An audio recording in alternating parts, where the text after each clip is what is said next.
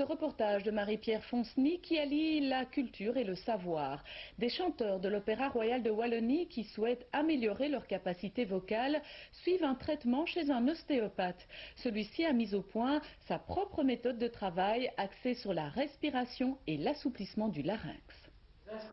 À 35 ans, Roger Fiametti s'est spécialisé à Liège dans un domaine tout à fait nouveau, l'ostéopathie du larynx, une technique développée pour venir en aide aux chanteurs d'opéra. J'ai eu l'occasion en 1991 de soigner Madame Elia Tézan, qui est une grande soprano française, et c'est vraiment par hasard que j'ai été appelé à son secours, on va dire. C'était vraiment un cas d'urgence. Elle était aphone et finalement elle a pu chanter. Petit à petit, on a développé une technique qui s'est avérée intéressante pour eux et qui a pris de l'ampleur et qui finalement donne de bons résultats.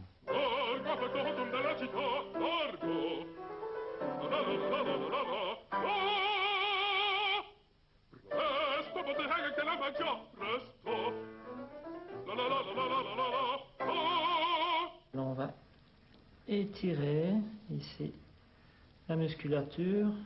Marcel Tison est baryton à l'Opéra Royal de Wallonie.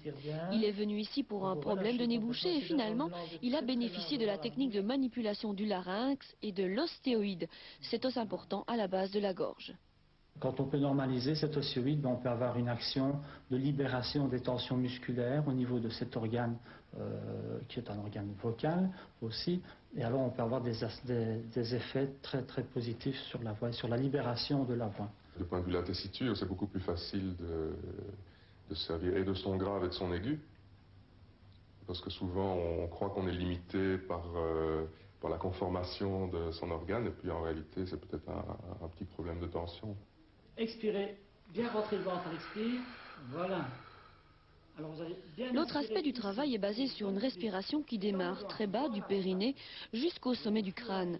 Le corps gagne en ancrage dans le sol tandis que le son se libère dans une caisse de résonance qui a gagné en amplitude. Une technique qu'on n'apprend pas au conservatoire. Avant, j'ai jamais compris exactement la respiration. On sait qu'il faut respirer par ici, il faut faire ça, on le dit. Mais j'ai toujours poussé sur ma voix avec la force. L'air ne pouvait pas sortir comme il faut.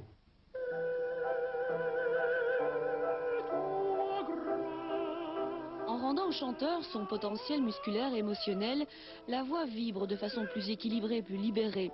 Une voix capable alors de mieux véhiculer les émotions et de toucher le public.